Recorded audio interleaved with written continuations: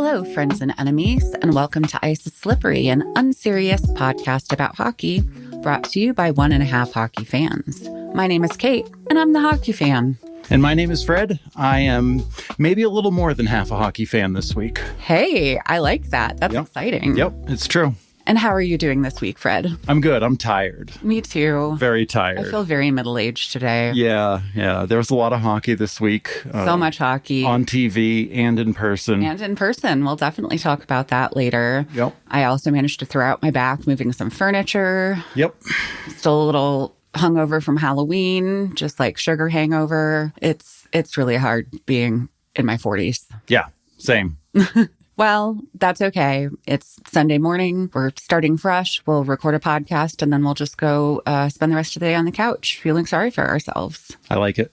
I think that sounds like a good plan. Well, we'll start with revisiting some news around the NHL this week. I'm just kind of focusing on some of the fun highlights, not necessarily much of the on-ice stuff. My personal favorite moment happened way back at the beginning of the week on Sunday. Leon Draisaitl scored the game-winning goal in overtime against the Red Wings on his birthday. You love that guy. I love that guy. Yeah. What I love more is when he's a huge bitch, which is great because we had a moment afterwards when Jean Principe from Sportsnet handed him some cupcakes after his game and wished him a happy birthday in very poorly pronounced German. And Leon replied, yeah, that close enough. Yeah. And then he thanked him and then walked off and immediately handed the cupcakes to someone else. Like, didn't even get out of sight. Oh, I didn't see that part. Yeah. No, he was just like, here's this plate of cupcakes. I'm not going to eat these. Goodbye forever. Yeah.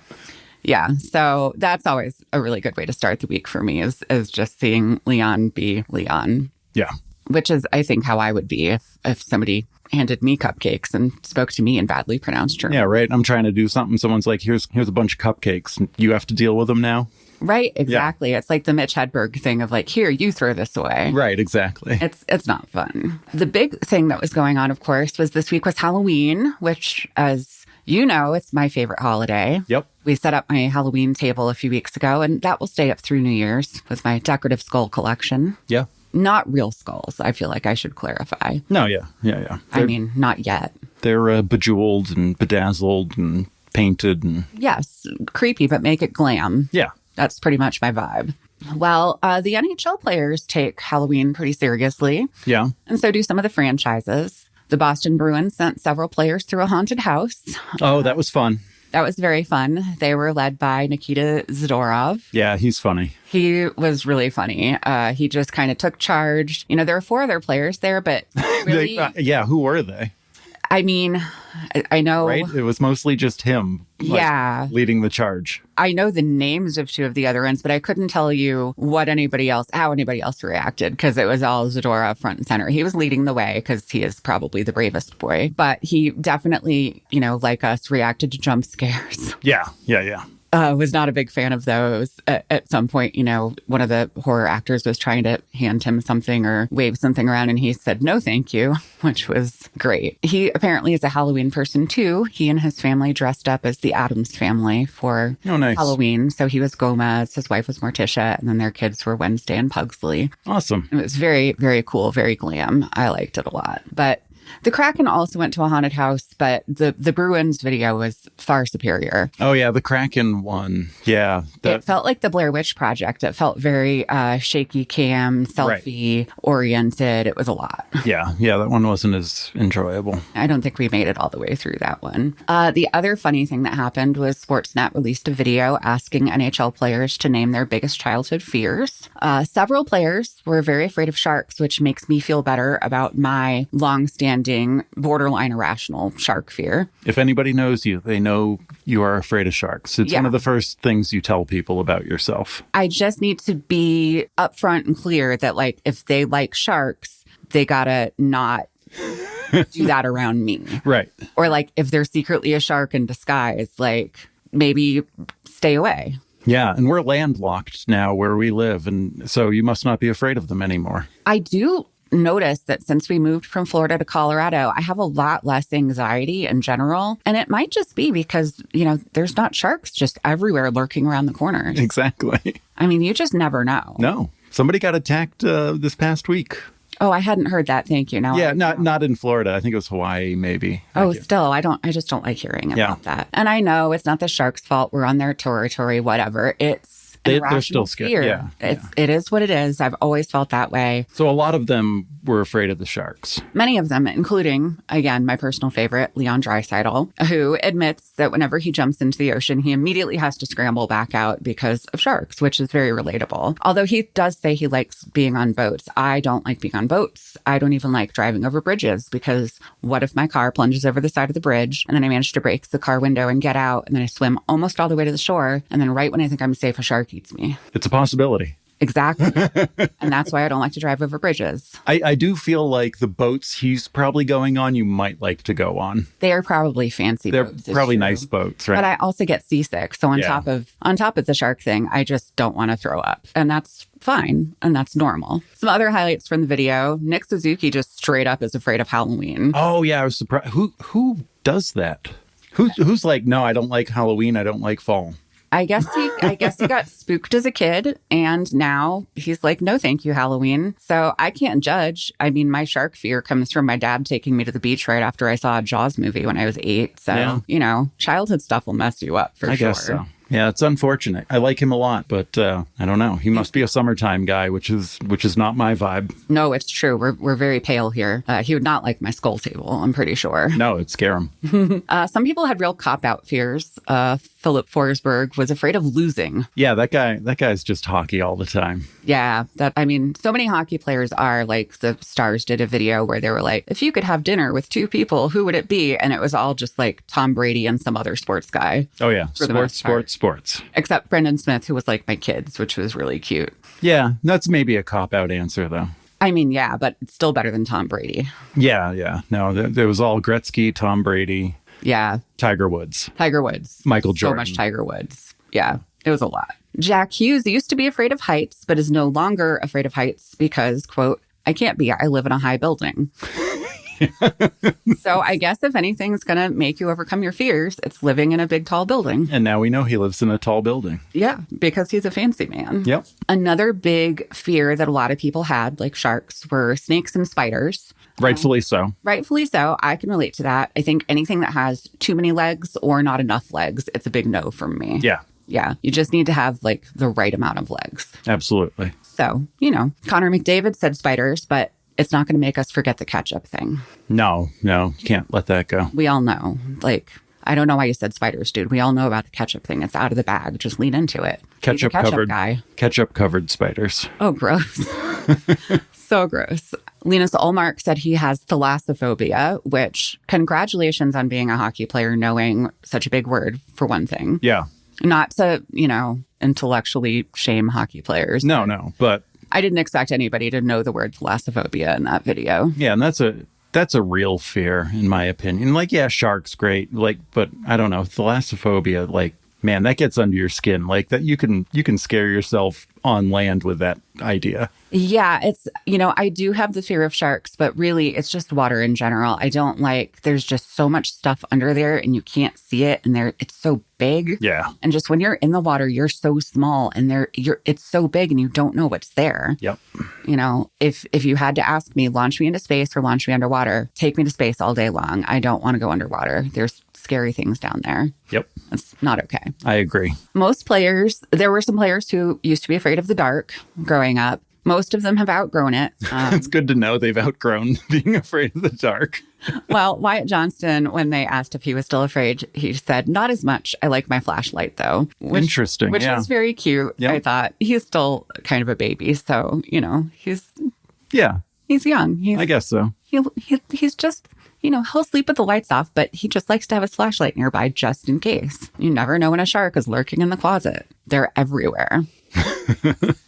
Some more Halloween news. A kid named Grayson went viral for dressing up as an Austin Matthews hockey card. Oh, God, that kid was stupid cute. So cute. Right? So cute. I mean, definitely the viral video felt pretty stagey because he's like, I want to meet Austin Matthews. And his dad's like, we're putting it on the internet, so we'll see what happens. Oh, yeah. Yeah, they were aiming for it. They absolutely were. But the payoff was worth it because the Leafs did invite him to a practice. So beforehand, Grayson got to meet Austin Matthews. And when he met him, he said, "You look like me," as though Austin Matthews was emulating him and not the other way around. Love it. Which, gotta love that confidence out of a kid who's probably, I don't know, 6. Yeah. And then when Austin said Grayson's mustache was better, Grayson replied, "Yeah." Yeah. So, again, very confident. We had a Yanni Hakanpää sighting. He was out on the ice skating around a little bit. We love Yanni. He was on the Dallas Stars, left with an injury partway through last season, never made it back on the ice, and then left during the offseason. So we never really got to say goodbye to him. So I'm happy I got to see him. Where was he? He's with the Leafs now. Oh, right. Oh, yeah, that was, okay, right. Yeah, I remember they pointed to him in the clip, right? Yes. Yeah. He said that big guy with the beard is Yanni Hakanpää. Big guy with a beard. That's And I was like, I know that big guy with a beard. Yeah. One of my favorite big guys with a beard, present company notwithstanding. Oh, thanks. And then really the best part of the video is Grayson approached Ryan Reeves and said, "Let's drop the gloves." And Ryan Reeves was like, "Well, you need to drop them first. I don't drop first." And then Grayson said, "No, you drop first." And then Ryan Reeves was like, "Okay, I guess I have to drop my gloves first because the 6-year-old told me to." Yep. So he dropped his gloves. Grayson dropped his gloves. They had a little fake fight. And then Ryan Reeves said, "Go take a nap." And Grayson said, "No." And Yeah. it was super, super cute. I loved everything about it. Yeah. Somebody on Reddit was like, "Wow, this really makes me hate Ryan Reeves less." And somebody said, "Yeah, we love it when Reeves fights kids." And someone else said, "Wait." But that's really what it was like. It was just like, yeah, it was his most likable moment ever when he was fighting a child. He improved in stature for me. He did. He just came right in. He matched Grayson's energy very well. Yeah. And was just like, "Yeah, you want to fight? Let's fight. Oh, I have to drop him first, I guess, if you say so." It was just very, very sweet. And I loved everything about it. Yeah. We also had some fun costumes around the league. Marc-Andre Fleury dressed as McLovin from Superbad. And he proved once again that he is basically not aged at all. Yeah, right? He's old. He's like 39, maybe? He's been in the league for like 40 years. Yes, he started the year before he was born is when he entered the league. Yeah, no, it's impressive. He's obviously used sunscreen throughout his career. Correct, yes. Or he is like a teenager and is constantly using serums. Yeah, right. Yes, got to have those serums from what I understand. Arbor Jack Guy dressed as a Costco employee, which becomes way funnier when you know that 4 years ago he was working at Costco. Oh, wow. Yeah, Oh, yeah. He went undrafted for 3 years. So he was just playing in the OHL, working at Costco to pay for hockey stuff. So, he probably just like unearthed his old vest from the closet floor and dusted it off and put it on and showed up and was like, "Hey guys, what's up?" That's great. I know. It's really fun. Matthew and Pierre-Olivier Joseph dressed as the characters from the movie White Chicks. Oh, yeah, I saw that. And they really committed to it. Like they brought in a makeup artist and they made, FBI badges with their pictures on it, like the hockey pictures. So huge commitment to it. Big props to them. And then, of course, that did set off a debate on the internet over whether or not whiteface is racist. Of course, yeah. Of course, because we can't have nice things on the internet anymore. Yeah. But luckily, we had Cash Quick to the rescue. Cash Quick is the 4-year-old son of Jonathan Quick, who is backup goalie for the New York Rangers. Matt Rempe, big guy, fights a lot, Empire State Building. He stays with Quick family, and Cash Quick, the 4-year-old son of the goaltender, loves Matt Rempe and dressed up as him for Halloween. And that's awesome. There's a very cute picture of them on Instagram having a little fighting stance against each other. Nice. Matt Rempe also did a group costume with Jonathan Quick from the movie Elf. They both dressed as elves, and Matt Rempe sat on Jonathan Quick's lap because he is so much larger. Oh, yeah, he's giant. Very giant. It was very funny. And there was actually a really great article in The Athletic talking about Rempe sort of living with the Quick family, because Rempe is still sort of up and down between the Rangers and the AHL team, because mostly the Rangers, I think, bring him up for fighting. It seems to be. It seems to be. Yeah. I mean, he scored some goals and got some points last year, but it was mostly the fighting. Mostly the fighting, it seems to be. He's a fan favorite, and mostly because of the fighting. Yeah. But yes, Cash really loves him. Apparently, Cash, already before Matt moved in, had a game that he calls Fight, which is when you jump on somebody and yell fight and then fight with them. And he said to Matt Rempe that this was his favorite game. And Rempe replied, yeah, that's mine too, which is very cute. Yeah, the Quicks have 3 kids altogether. They have a 14-year-old, an 11-year-old, and then the 4-year-old. Rempe is closer in age to the kids than he is to the parents. Right. So he says that he's like their 4th kid, basically. When the littlest one gets out of preschool, Matt Rempe is usually home from practice. So he spends a lot of time hanging out with the little kid, which is why he loves him so much. Awesome. The little kid also has another fun game called Beat Up, which is the same as Fight, only in this one, you're not allowed to fight back. You just have to take it. So clearly they're soulmates. But yeah, it's really cute. I always love hearing about, hockey families adopting the baby rookies. Oh, and one more cute thing is that Cash likes to catch frogs in the backyard, and he likes to take Matt Rempe with him, but then he yells at Rempe because he says he's too big and he scares the frogs away. So I just think it's really cute that this giant dude who is mostly just known for punching people in the face and getting punched in the face is completely at the mercy of this 4-year-old who just drags him around like he's his personal doll. Yeah, no, it's amazing. The lives of young hockey players are pretty interesting. Yeah, we were talking about that a little bit the other night. There's not really a league or another sport like that where just once you're like 14, if you're really good at hockey, if there's not a great hockey team near where you are, they'll just send you off to live with another family and play better hockey somewhere else. Yep. The whole billet thing. And that's crazy to me. We have a 13-year-old now. I can't imagine just sending her off to live with other people. Yeah, I think that's pretty common. And I grew up with a fairly talented hockey player who left in 8th grade and never saw her again. Yep. Don't know where she went. No idea. Just out there in the wilderness. But I wanted to keep our news segment pretty brief this week because we have a lot of stuff going on with the Dallas Stars. Yep. Which is funny because they actually didn't play that much this week.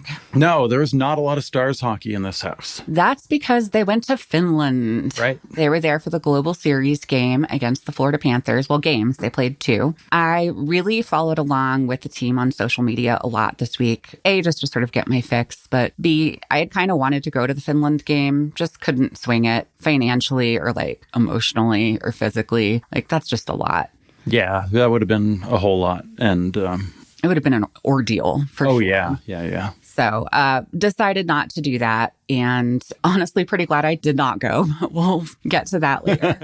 But it was really fun. I followed a lot of the Dallas sports reporters who went along on the trip. It was really fun because they focused so much on the cultural aspects of going. It wasn't just the team focusing on that, but all the reporters. Everybody really sort of embraced it, the whole organization. The big fun parts were on the first day. They had a team dinner. They had a soup. It's called lohikeito. Okay.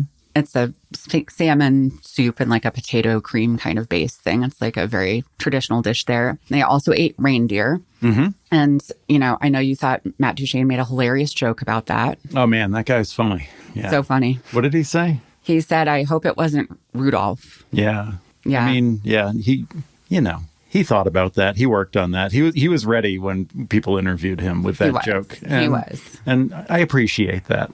He tried. Yeah. He tried real hard, and that's good for him. So, yeah. We did also, before dinner, the team also did a sauna trip in Finland. Sauna is a big part of the culture. It is. So they all went and did that. It kind of started with a plunge into the icy Baltic Sea, and followed by actual going into the sauna and experiencing the nice parts of sauna. Yeah. Although, I mean, they're athletes. They're used to cold plunges, I guess. Yeah, I think they were going back and forth, right? They were. I believe that's dip, part of it. You do a dip, you go into one of the rooms. You do another dip, you go into another room. Yeah. Frankly, I just like the steam room part of it. I don't want the cold part of it, but... Yeah, no, I'm not jumping into an icy sea. Could be sharks in there, cold sharks. Exactly. The scariest kind of sharks. Yeah. Don't want anything to do with that. Probably my favorite thing that came out of it was there was this video that NHL Europe released of the trip to the sauna. There was just a lot of sort of dimly lit, shirtless images of the guys with very softcore porn kind of music playing. Yeah, it was like you go to the free music and type in sexy downbeat something. Yeah, it was. I mean, it was definitely a hit with parts of the internet, I will say. Yeah, there was shirtless men. There was music. There was mood lighting. People appreciated it. Yeah. I know that I'm old because my favorite part of the video is when they were talking to Logan Stankoven about jumping into the water, and off camera, Tyler Sagan said, "Can you swim?" And he said, "Can I swim? Yes, I can swim. I don't know if I can touch the bottom though," which was fucking hilarious. That is funny. I love that guy. He's so great. Yeah. And then the other big thing that they did was Esa Lindell has partial ownership of Jokerit, which is a professional ice hockey team in Finland. There's some great documentary stuff about that on Victory Plus. Even if you don't live in the Dallas area, you should be able to see that. A lot of the other Stars players came to support him, including Logan Stankoven, Magnus Hellberg, Colin Blackwell, Oscar Back, Brendan Smith, Maverick Bork, Thomas Harley, Wyatt Johnston, professional iPad kid Jason Robertson, Sam Steele, and Sam Steele's mustache. Wow. So big turnout. Yeah, apparently. They did kind of like a meet and greet and signed things for the fans. But one of the reporters I follow said that really not a lot of people waiting to talk to Wyatt and Logan for once, and a lot more people lining up for Esa, which was really nice. Oh, yeah, right. It's his stomping ground. Yeah, and he got to do the ceremonial puck drop, which was really sweet. Awesome. I also, followed the Panthers a little bit while they were there. I should say the Panthers, they're not like one of my teams, but I do like them. Yeah. I started enough. following them, during their cup run last year. Once Dallas was eliminated, I needed to cheer for somebody. And I just kind of really like their brand of chaos. So, yeah, no, they're a fun team to watch. If there's nothing else on for hockey and we need to watch hockey and the Panthers are playing, we're going to watch that. Yeah, absolutely. Well, they had their own nice time, too. Matthew Tkachuk wore some glasses, which was a big hit with the same subset of the internet that liked the shirtless sauna video. Oh, yeah. Who's all Clark Kent, wasn't he? Very, yeah. Mm-hmm.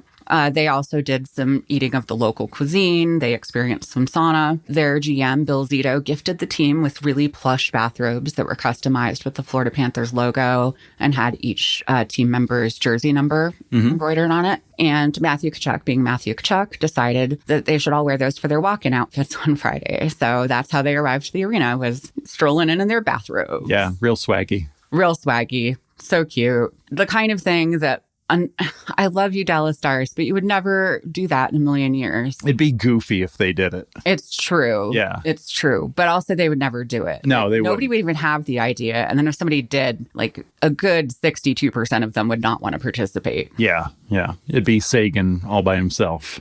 Oh my God. That would be great though. Yeah. It'd be hilarious.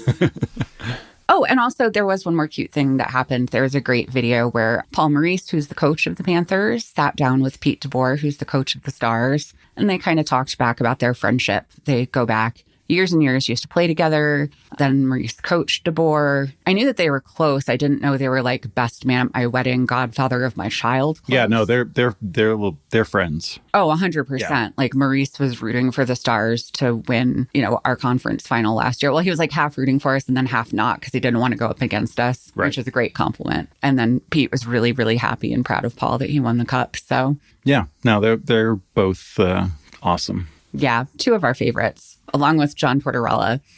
Like one of these things is not like the other. Yeah, right. But it was just nice to see them kind of sit and talk. And it just kind of was, the whole philosophy of the Finland trip seemed like it was all about team bonding and camaraderie and learning about the culture and just having a really good time, but like in a nice, chill way. Yeah, no, they had a special event.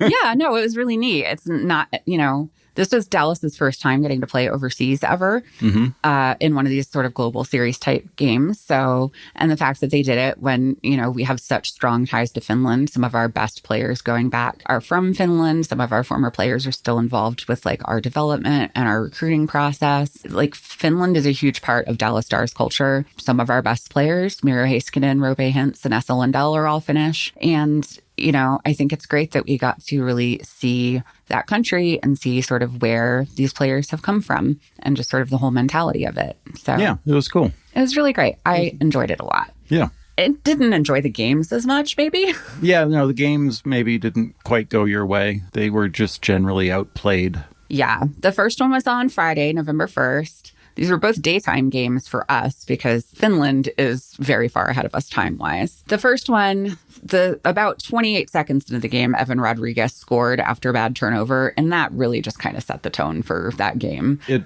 seemed to It didn't get better from there. No, exactly. Yeah, sometimes they rally, past it, but it just seemed to stick. Yeah, it just that was the mood. We just came out looking disconnected, not awake, not ready to play yet. And again, we hadn't played in almost a week at that point. Right. The Panthers had also had several days off. They had played a little more recently than we had, but they just came out ready to play and we did not. And that was the fact of the matter. We did have some good moments. Tyler Seguin scored an amazing goal from behind the net where he banked it off Bobrovsky's leg and into the net. Yep. That's the only way you're going to get by that guy. Yeah, exactly. You have to just trick him. Right. It has to be trickery. There was another moment of hope early in the second when Esa Lindell scored. And he is very much a stay-at-home defenseman. So he's usually, back in, the defensive area. Okay. But he was right up by the net and got it in. And it was his 50th goal of his career. So it was a nice little milestone in Finland where he's from. So that was really nice. But then the Panthers would score a shorthanded goal, which just not nice. Was undignified for us. Yeah. So by the second period, the Panthers were up 4-2. And then in the third, they scored twice more. So that widened the gap to 6-2. And that was really disheartening. Yeah, 6-2's, that's a deficit for sure. That's a big gap. That's really hard to overcome.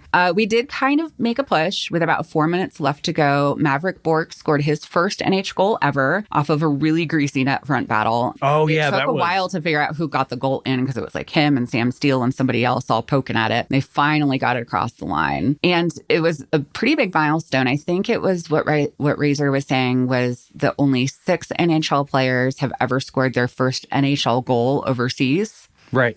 And one of the other ones, coincidentally enough, was Tyler Seguin back when he played with the Bruins. Look at that guy. He scored his first NHL goal in Prague. Nice. So kind of interesting. One of those things where maybe it wasn't like the sexiest first career goal of all time, but like Razor said, in 20, 30 years when this is a trivia question, nobody's going to remember the goal. They're just going to remember that he scored his first goal overseas. And right. That's a nifty little trivia question. Right. Nobody asks how. They ask how many. That's very deep and profound. No, I think I didn't come up with that. No, I know. I'm teasing you. Everybody says it all the time. I certainly have said it a lot. No, that's great. And then Jamie Benn put one home with 30 seconds left to go. So we only ended up losing 6-4. So it felt less bad than it could have been. But the truth is we were just dramatically outplayed the whole game. Yeah, that's one of those games where when it's over, people are like, yeah, they got closer, but they were just outplayed the entire time. Yeah, if you didn't watch it and you saw the score was 6-4, you might think, oh, it was a close back and forth battle, and maybe it was 5-4, then maybe the other team got an empty net. It was not like that. Right. The Panthers just outplayed us pure and simple. Now, if you go on the internet, the theory is that the Stars should have treated this more like a business trip and less like a vacation. That was a prevailing comment in the Reddit game day thread. Yeah, that's a hot take with professional NHL players. Especially like the Dallas Stars. Right. Versus the Florida Panthers. Right. Like I watched the Florida Panthers Cup run. I also watched the several week stretch of absolute debauchery and drunkenness that happened post Cup run. Right. And then on the Dallas Stars, you have introvert Jamie Benn and then notorious party boy Matt Duchene. Yeah, no. These are not, even Tyler Seguin, who is kind of our closest thing to a bad boy, is married with a kid on the way. Even our young guys are very polite and nice and they go to Target. Right. We're a very kind of boring and staid team. Boring, yeah. Meanwhile, on the Panthers, you've got Matty Tkachuk. If any team's partying it up, it's not the Stars. It's not the ones that treat the locker room like a business meeting with colleagues. Right. But I don't think either team partied it up because these are professionals. Yeah. Pete did say during that practice thing, they were going to do a hard practice to work off the beer or whatever. Right. From the very first night. Yeah. Obviously, they're going to drink and go out to dinner and stuff. Yeah. The first night, they did sauna, they did dinner, they did a karaoke, and they had a lot of beer during karaoke. And then they went right into a hard practice the next day. Yeah. It's also worth noting they did all of those things after traveling. I think it was a 14-hour flight, but they were also stuck on the tarmac for 4 hours before the plane even took off. Oh, wow. So, they're allowed to have a little downtime. It's not the end of the world. It's, if you go on a work conference, are you working 24/7? No. Right, exactly. And it's not like when they're in the US or Canada, they're not like going out. We saw that clip of like people asking where the best food is, and people have like a long list of places to eat all around the country. Oh, yeah. It's a bunch of NHL players, and literally they're pulling out their phones to be like, okay, in New York, here's this place, here's that place. Yeah. So it's not like it's unusual to go out and experience the nightlife in whatever city you're in for whatever reason. Yeah. But no, I do not believe that the Dallas Stars went to Finland and partied it up. That's a bad take. It's a very bad take. It's a bad take for any NHL team. Like those guys are sports professionals. Like that's what they do. These are the same guys who, when you ask them who they want to have dinner with, it's sports team, it's mixed sports guys. Like sports is what they think about. It's that's totally what they're talking about at dinner too. Yeah, 100%. They're like, it'd make this dinner better if Tom Brady was here. Right. It's crazy. So anyway, I strongly disagree with that and had to get off the internet for a while because I was getting mad at people for having bad opinions. And that just never goes down a good road. Yep. Well, Saturday, we played the Panthers again, still in Finland. And once again, Evan Rodriguez opened the scoring with a goal on a redirect while jumping into the air. Yeah, that was quite the goal. It was bonkers. And it was it was up the stick, too, for the redirect. It wasn't like off the blade entirely. Yeah, no, it was like halfway up the stick. Yeah. I don't know. It was some kind of sorcery. I think so. And then we had a couple of good chances right after that to sort of get back on the board and tie it up, but it just wouldn't go in. The bounces were just not in our favor. Right. So that was unfortunate. Then things started to get pretty physical. Marchment cross-checked somebody in the back by the boards, which I will admit was not a good look. Not a good look. Bennett immediately tried to strangle Marchment. Yep. Interestingly enough, Matthew Tkachuk was trying to pull Bennett off of Marchment. I'm sure his angle was just like, no, dude, just like let it go and then we'll be on the power play. But it did feel interesting. And then Brendan Smith got in Tkachuk's face. Tkachuk didn't want to engage. And then Schmidt got into Marchment's face and started punching him and they fought. And I love you, Mason Marchment, but you got your ass kicked. Yeah, he got beat down pretty bad. He sure did. By a little guy.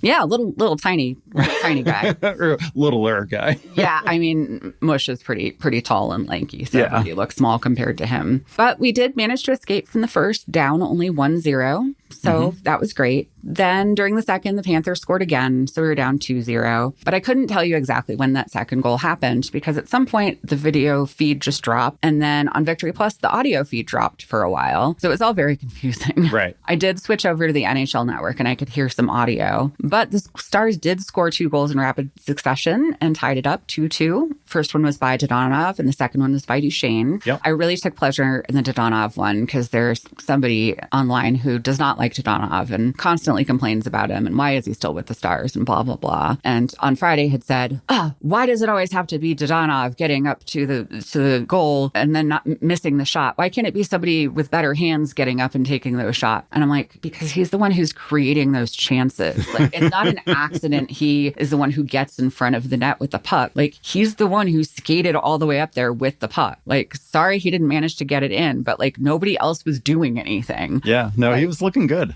He was looking great. Even on the NHL Network, they said when he scored that goal, they said Dodonov, who looked like one of their best players yesterday. And again, I was tempted to find that one person online and be like, suck it. But I'm trying to be more mature and responsible in my old age. So we stayed tied at 2-2, but then in the third period, the Panthers scored early and we just couldn't make anything happen. Yep. Pulled our goalie near the end, but they scored on the empty net. So we lost 4-2. I will say the second game, we looked a lot better, though. There was potential. There was potential. A lot more cohesiveness, more chemistry. The lines did have to be juggled around some because Sagan was out with an injury, which moved Bork up. Niels Lundqvist was also out with an injury, I believe. Our goalies switched. We played our backup goalie this game, as did Florida. Yep. So there were some changes, but overall we came out like ready to play this time. We didn't have the slow start that we did the day before, which again, that slow start is not, I think, uncommon for us. We have that tendency sometimes where we just come out and we look like we're going at half speed. Yeah, you just lull the other team into a sense of false complacency and then somehow get some goals. Yeah, I don't think that that's how it works. No. I'm no hockey expert, but so basically my takeaway from the Finland trip is that the Panthers just played better than us. That's pretty That's pretty that's apparent. pretty much what Yeah, it is. That was the Saturday game looked better, but they were still outplayed. They were. I mean, at the end of the day, the Stars have skilled players. Nobody can deny that. Even all of the various sports people who don't cover us will say, Dallas has a great team, lots of skilled players, before they go back to ignoring our existence. Yeah. But other teams also have skilled players. And then they have other stuff going on too. It just feels like we're not pulling it all together. Like it's a little something disjointed. missing. Yeah. Yeah. It's not coming together. It's like maybe certain lines are performing well, but the whole team isn't gelling. There's some kind of lack of urgency or identity. There's just something isn't clicking. And I'm not entirely sure what it is, but it just, no matter how good we are on paper, I'm just not seeing it. And even, how good we are sort of record-wise, even with the 2 losses, we're still doing pretty okay wins and loss-wise. It still just doesn't feel like we're as good as we should be. Yeah, I can see that. At the same time, like, I don't want to become one of those people online who is like, oh no, we're ruined. We'll never win the Stanley Cup if we look like this. Like, calm down. We got to get you offline. We do have to get me offline. It's true. It's a problem. This is what happens when I spend too much time on the internet. Chronically online, Kate, is never a good thing for anybody. But yeah, no, our game just doesn't feel complete. And the Panthers, they feel complete. They've got, it's not just the skill, but they have the physicality, they have the forecheck, and they have the room. Like, they have that camaraderie. It's again like that robe thing, a bunch of colleagues who work together aren't going to show up in their fuzzy bathrobes being all cute and adorable. Right. Like, we just need some pizzazz or something. Like, just give me something, please, Dallas. I'm so hungry. Yeah. I'm starved for a crumb. Give me a crumb of anything. Speaking of starving, let's talk about the Flyers. Oof. Yeah. Actually, it's not as bad as it was last week. I will say that. For starters, we have some good news. Matvei Michkov is the Rookie of the Month. I didn't know in the that whole was NHL. I didn't know that was a thing you could get, but good for him. I also, I guess, didn't really know. It's not a thing I usually pay attention to, but the Flyers fans have latched onto it, and rightly so. This is actually the first time since 2009 that a Flyer was named Rookie of the Month. Wow, that's a 15 lot of years. That's a lot of years and a lot of months. That's a lot of years and a lot of months. So that's pretty huge. So congratulations to him. He has done extraordinarily well, still struggling a little bit 5-on-5, but he has basically single-handedly fixed their power play. Yeah. And it's just looking great on the ice. It's really fantastic. Sunday, the 27th, we were kind of optimistic going in. They had a really exciting win over the Wild on Saturday night. It looked like maybe things were turning around. Spoiler alert, they weren't. The team ended up losing 4-3 against the Canadiens. The big thing of note in that game was that Alexei Kolosov made his first NHL start, and he became the first goaltender in NHL history to be born in Belarus. Oh, wow. Okay. Mm-hmm. Interesting. So the Flyers out here just breaking boundaries everywhere. Rookies of the month, Belarusian goaltenders. It's chaos. Yeah. My notes for that game, I didn't make many, but I said awful. and it was one of those games, I feel like, with the Stars where if you look at the final score, you're like, oh, it was a pretty close game, but it was not. Like they had a little rally there in the last 4 minutes, and it was still rough. That's pretty much how it went. I will say that Kolosov's goaltending started off really strong, especially in the first period. Someone in the Flyers game day thread said at one point that Fedotov would have already let in 5 goals at this point, and they would not have been wrong. Yeah. But the Flyers made it out of the first period tied 1-1, which was really great. One notable thing that happened in the first was that Sean Couturier had some kind of contact with Kirby Dach, and Arbor Jackeye did not like that and went after Coots. So Coots threw the gloves down, and Jim Jackson and Brian Boucher freaked out. Like, they were like, no, we don't need this old fragile man fighting this young guy who has lots of heavy fists. Right. So luckily Nick Seeler immediately jumped in before Coots could get his shit rocked. So, yeah. But they were honestly so relieved. Like, they kept talking about it. They're like, oh my God.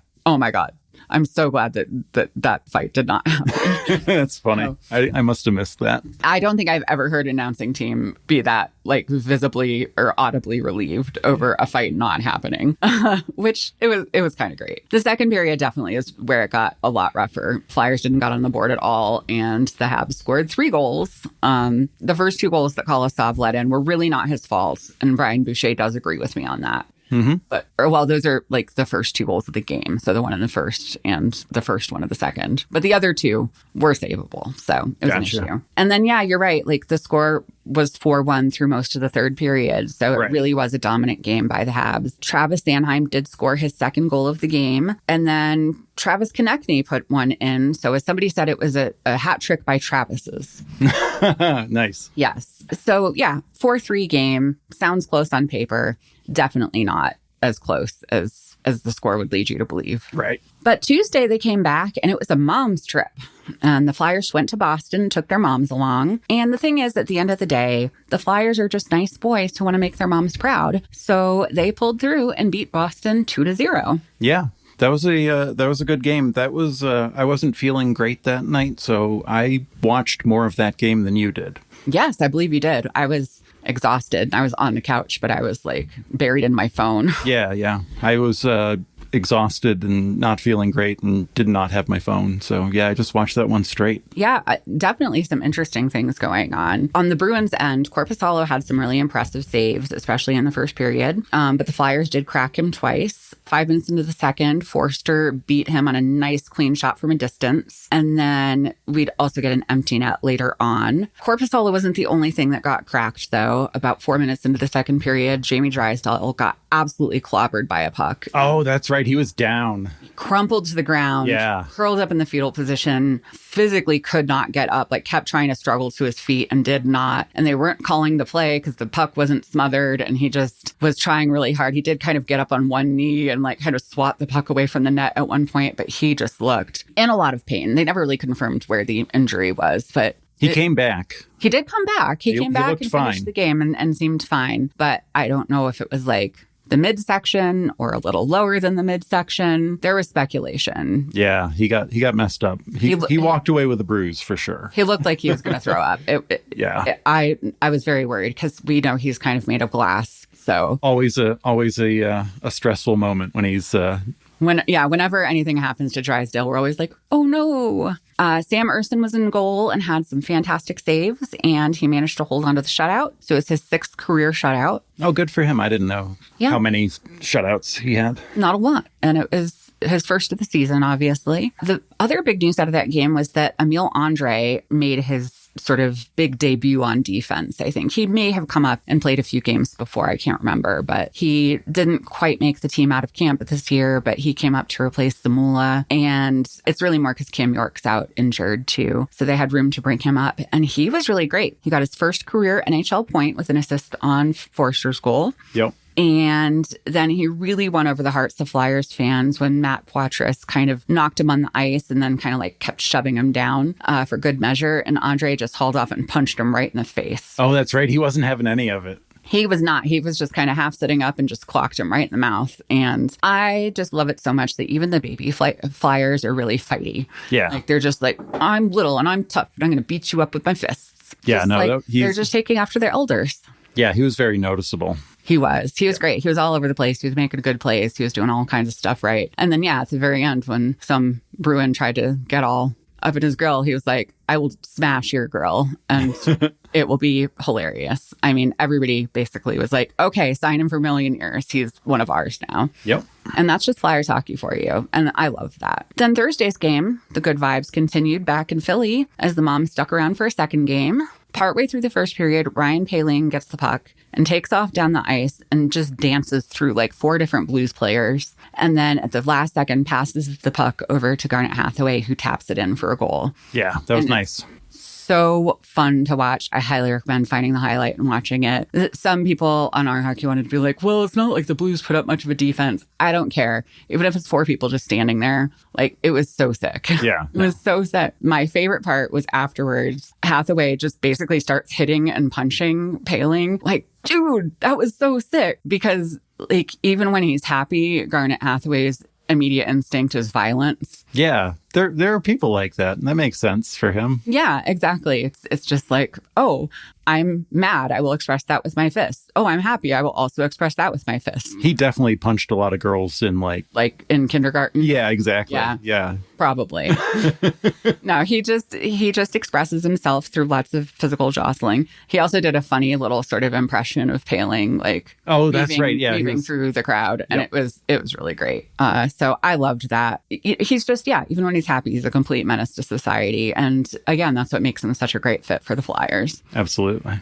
And then halfway through the third, the Blues tied it up. But then with 3 minutes to go, the Flyers stole the puck. And there was an insane passing sequence involving Brink and Lawton and Farabee. And then Brink put it home. And so even though the Blues did their best to get back into it, Urson made some outstanding saves. And the Flyers won 2-1. So once again, when their moms are there, they can win. Absolutely. Then Saturday, we didn't get to watch most of that game because it overlapped with the Stars' second Finland game. Right. So we got in time for the third period. I'm pretty sure the moms had gone home.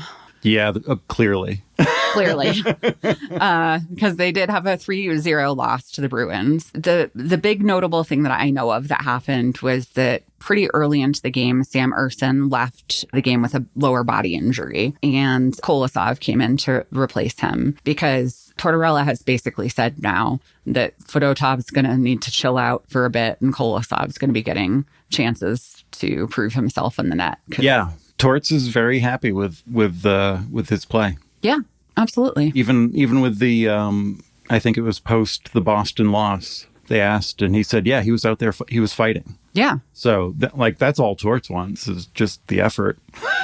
I mean, that's really it. And at this point, I mean, he would rather them not put the puck in the net, but yeah, but he's adjusting his expectations he's meeting them where they are. Exactly. He's realistic about it. And I appreciate that. And granted, I only really know Tortorella from the last couple of years following the Flyers. I wasn't around for the early parts of his career. I know he's supposed to be a real hothead and he has threatened to fight people and things like that. So I understand why there are people who are like, no, Torts is the worst. But they're wrong. Yeah, no, he's the best. He's the best. He's great. Maybe he used to be the worst, but he is great. And I love him. So there. So that was kind of it for our hockey teams that we see on the TV. Well, there's a couple more I just wanted to mention. Oh, yeah, please do. Because there was no Stars, we were flipping around to other games this week. Yes, we were. So on Tuesday, we flipped over right during the Stamkos tribute when he came back to Tampa. Yes. Which he was definitely emotional. Yes. So that was cool. Yeah. I guess. Yeah. And then on Wednesday, we flipped over to the Avs playing Tampa. Right.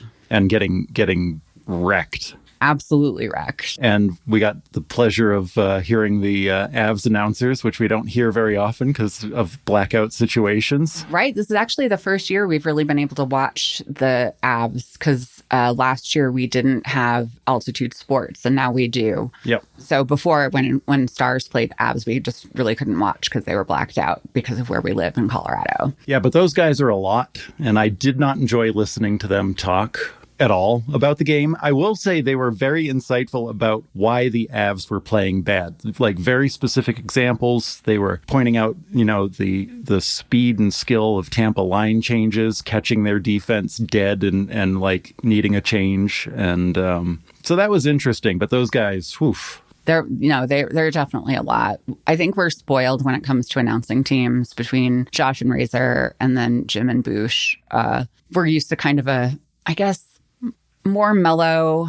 I don't want to say mellow actually, because they're pretty excitable, but a more balanced, more nuanced approach. Yeah, exactly. Yeah, we get a lot of, they talk about both teams in those, rather than being so heavily weighted to the home team, which is really nice and not a thing you get with other broadcast teams necessarily. Yeah.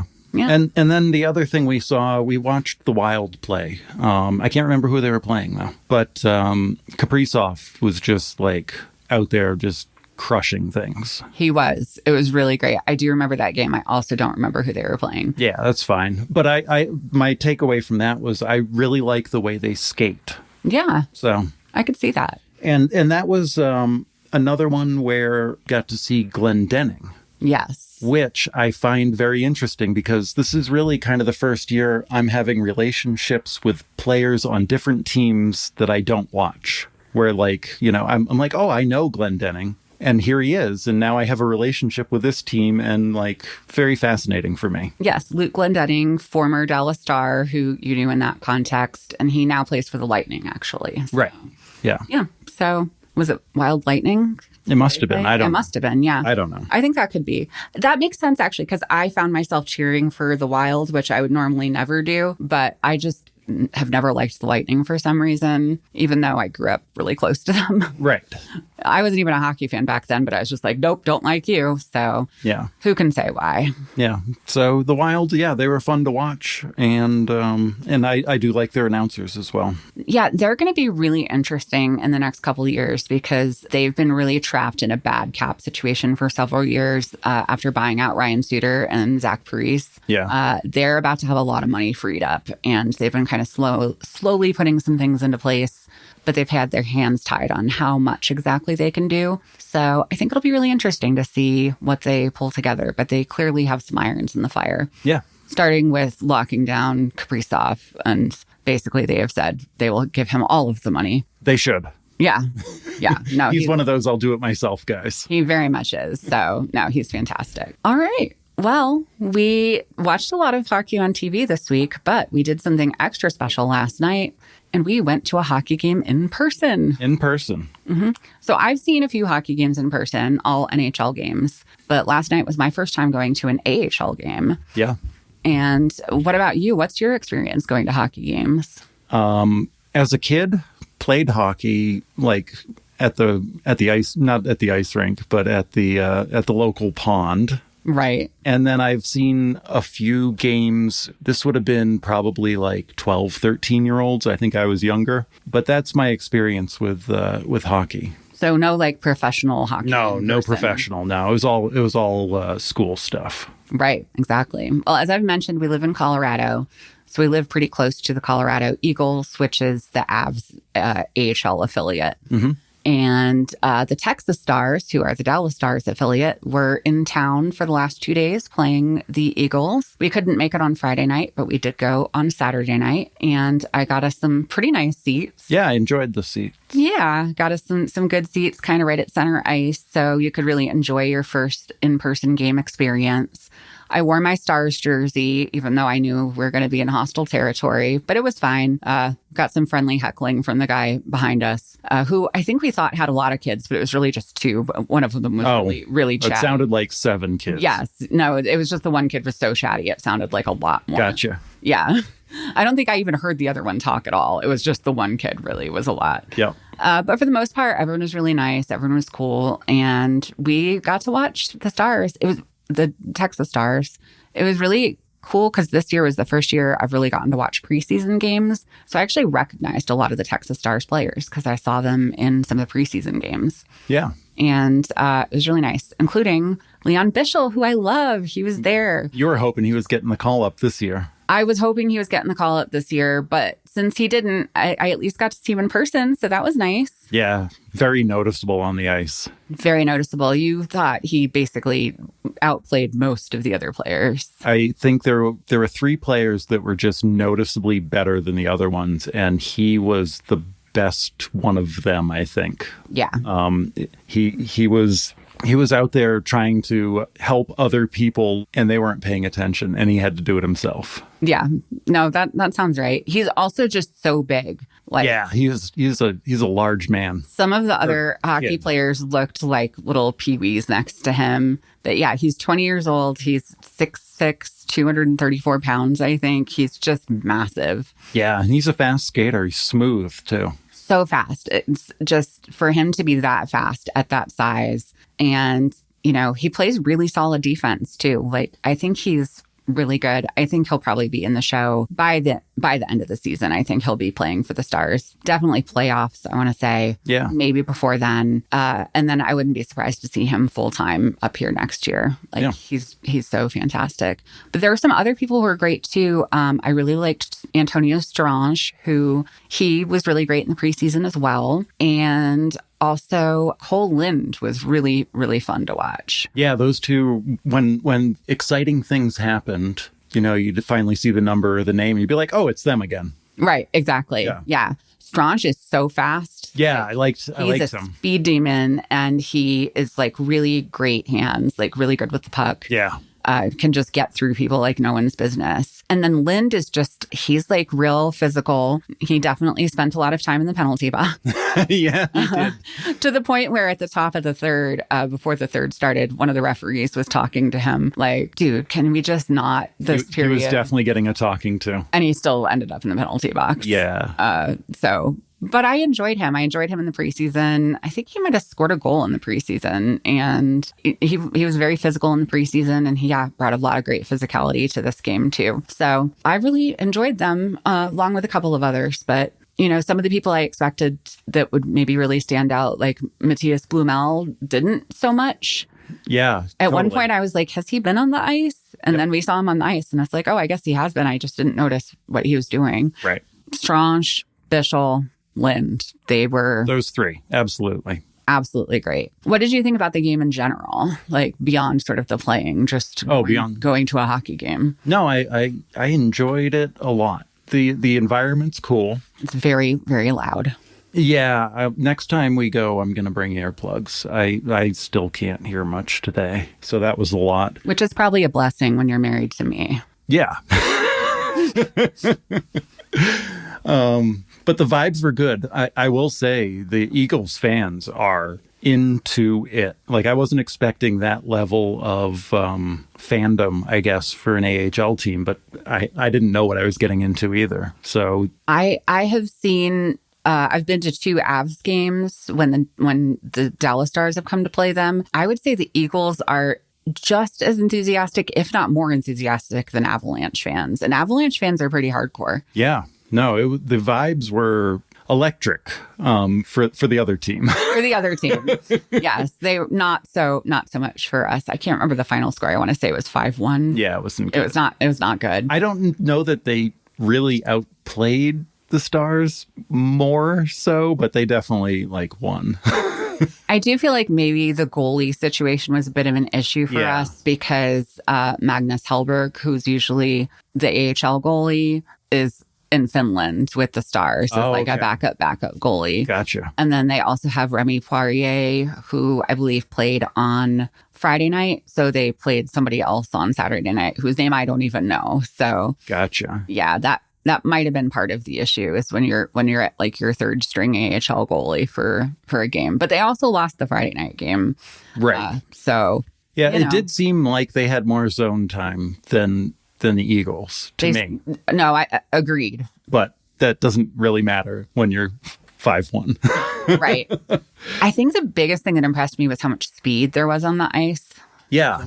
Well, I mean, being in person, that was my first takeaway, was just how slippery and how fast it is. Like, that puck is just moving. And I've known this, from childhood. But to see it again in person, because it doesn't translate exactly on TV. No. When people are slapping down pucks or it's rolling or they're coming into the zone, and they're fighting, on the boards, it's a very different experience than on TV. Yeah. So I've always been able to put myself in that place when we've been watching, but it'll be a lot easier now. That's exactly how I found it since I started going to a few NHL games in person. I just have a much better understanding of what it's like now that I watch it on TV, especially watching warm-ups and getting right down by the ice and seeing them compared to me, where they look so small sometimes on the TV screen. And then I go down there and, I'm 5'8" and I'm like an ant compared to some of these dudes. So. Yeah, no, the speed is impressive and the size is impressive. And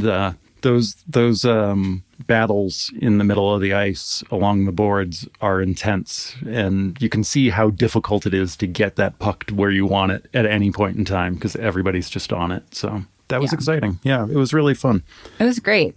We could have used less cowbell. Oh my God, so loud. Yeah, it wasn't even cowbell night apparently, but everybody brought their cowbells anyway. So many people had cowbells and were ringing them. And then at one point there flashed on the screen something about cowbell night. And Fred was like, oh, well, it's cowbell night. That's why it's like this. And then the screen came back and it said cowbell night, November 15th. And I'm like, no, this isn't even cowbell night. This is just a regular night. Yeah. If we went back on the 15th, there would be more cowbell. There would be more cowbell. Even the guy behind us with the loudest kid in the world, who also sang at the top of his lungs to every song, was like, these cowbells are excessive. It's a lot to be around. My ears are still ringing a little bit. Yeah. It's an issue. But the game and the in between the games too, there was just so much going on with, different games and people winning things. We won some things, apparently, some of which we got coupons for, some of which we did not. Yes, we allegedly won 2 free Frosties, but we did not get our vouchers. Yeah, no Frosties for me. Mm-hmm. But we did get 2 $10 passes to the local bowling lane. Yep. So hooray for us. Yeah, that was one thing I found interesting was the local sponsors. So many local sponsors, like the car wash, the bowling lane, the local Wendy's franchise. The plumbing place. Yep. They had like a blimp, like dropping coupons. Like, yep. It was crazy. Yeah, no, it was a very, very electric atmosphere. Yeah. So there was... The mascot was right up by us at one point. Slapshot, the eagle. Yes. I made a note about Slapshot when Slapshot was next to us and all the kids were trying to get their pictures taken. Yeah. Very dainty hands. Interesting. Slapshot has very dainty hands. Good to know. So. All right. I know we have a kid who has no interest in hockey, so she stayed at home, but we sent her some text updates during the game, and she was a little mad that she did not get to be so close to a mascot. Yeah. So we're trying to use that as leverage to get her to come to a hockey game with us, but she's still not that interested. Yeah, no. We'll get her eventually. Eventually. You weren't interested in hockey, and I eventually wore you down. It happens. It's the nature of being in this house. Mm-hmm. You can't escape it. You just are around it enough, and it just starts to become part of you. Yeah. The other thing I noticed that I very much enjoyed, we got to see one tip attempt. Yes. Kind of up close, and I saw the whole thing, and seeing that in person. Seeing it on TV blows my mind, but seeing it in person is just nuts. You can hear like the crack off the stick. Yeah. It was awesome to see that. So yeah. No, it was a really fun time, and I was glad to get to take you on a hockey date and show you why I like the sport so much in person. Yeah, it was a great time. I'll bring earplugs next time and maybe wear an Eagles hat. That would probably be good. I mean, there were upwards of 4 to 5 Stars jerseys. There were. I was not the only Stars fan there, so I'll take it. You were definitely in the minority. I was very, very much in the minority, but did not get hassled very much, which I appreciate. Yeah. Unlike the last time I went to an Avs game and some lady threatened to beat my ass. So I'm just standing here trying to watch warm-ups. I'm not even doing anything. Oh. Well, I guess that's the end of regulation for this week's episode of Ice is Slippery. You can find us on both Tumblr and Instagram at Ice is Slippery Pod, where I post content whenever I remember. We're also begrudgingly on Twitter now at Slippery Ice Pod. If, like Fred, you are afraid of social media, you can email us at iceisslipperypod@gmail.com, where we would love to hear your spicy takes or get suggestions for future games. Until next week, stay out of the penalty box.